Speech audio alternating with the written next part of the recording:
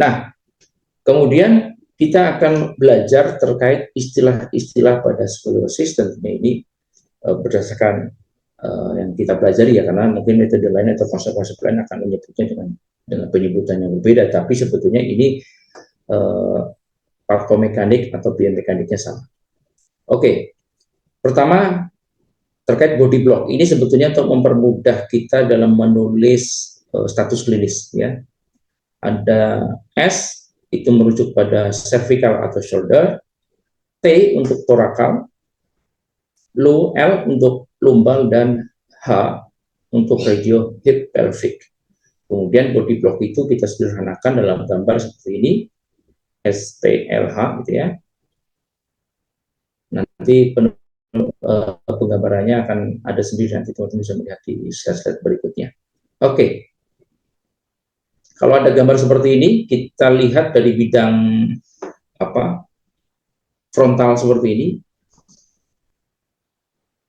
Yang torak sama yang lumbal, ya teman-teman bisa melihat torak dan lumbal ini, torak bergerak ke kanan, yang lumbal bergerak ke kiri. Tetapi jangan bingung kalau udah ketemu kasus S seperti ini. Biasanya kalau teman-teman, termasuk saya dulu tuh bingung tuh. Kalau ketemu S, torakalnya dibetulin, yang lumbalnya tambah menjauh gitu ya. Lumbalnya dikoreksi, torakalnya tambah bubar gitu ya. Yang bikin bingung kan gitu. Oke. Yang double kuning ini disebut sebagai Mayer curve atau kurva utama. Muncul deformitas struktural biasanya, fleksibilitasnya terbatas jadi paling kaku. Sementara yang bawahnya adalah secondary curve, disebut juga sebagai minor curve, kompensasi dari Mayer curve. Sehingga kalau ketemu teman-teman ketemu S yang seperti ini, fokus pada Mayer curve. Fokus berarti pada kasus seperti ini, fokusnya pada toraknya. Nah, karena apa? Karena lumbal cuma kompensasi dari Mayer curve. Karena jangan sampai kita terlalu fokus pada secondary curve, tapi yang mayor malah tidak terkoreksi. Ini ada perubahan postur tentunya, dan ini sebelah kanan adalah gambaran radiologis. Jadi nanti kita akan melihat skolosis itu secara klinis, artinya secara manusianya, dan juga secara gambaran dari radiologis. Kali ini slide ini saya saripatikan dengan bahasa supaya mudah dipahami teman-teman, supaya meskipun ada istilah-istilah yang tidak bisa saya sederhanakan, karena ini pasti ada banyak istilah baru buat teman-teman di webinar ini. Nah, jadi yang gambar tadi menyebutnya sebagai skolosis torak kanan, di mana sisi cembung itu menjadi poin referensi penyebutan skolosis. Jadi kalau cembungnya di sebelah kanan, maka disebut skolosis kanan. Kalau terjadi pada torak, ya skolosis torak kanan. Ya. Nah, ini ada beberapa poin yang kemudian kita perlu lihat. Terjadi rib hum torak kanan, ya akan ada rotasi di sini. Berarti kalau skolosis torak kanan, rib humnya ada di kanan. Kalau skolosis torak kiri, rib humnya ada di kiri.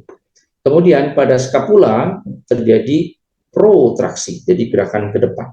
Kenapa terjadi ke depan? Karena ini sebenarnya secara mekanikal mudah dipahami, karena dia terdorong oleh costa, terdorong oleh putaran costa sebagai efek Freyd law, hukum Freyd itu terjadi lateral fleksi ke kiri, jadi kemudian dibarengi dengan rotasi ke kanan, sehingga ada dorongan skapula ke arah depan, sehingga skapulanya atau shouldernya menjadi protraksi di sisi T, sisi torak.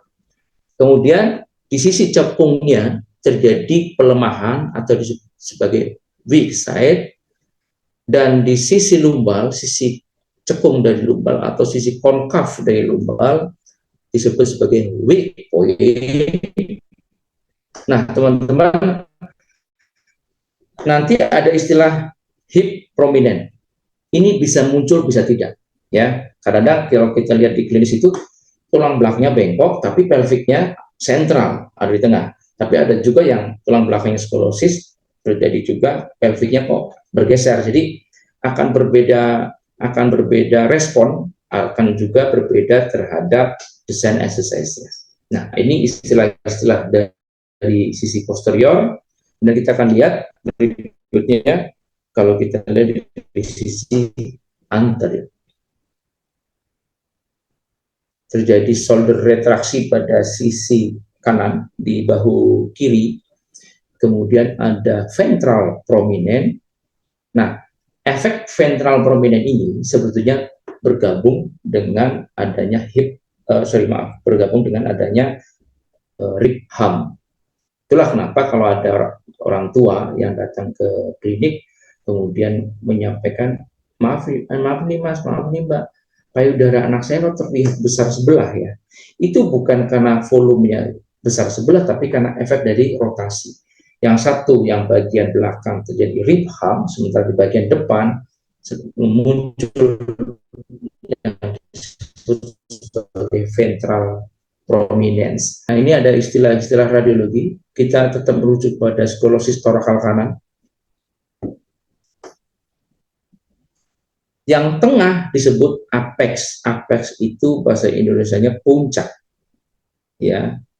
Jadi struktur tulang belakang yang paling jauh dari sentral itulah kemudian kita sebut sebagai apex.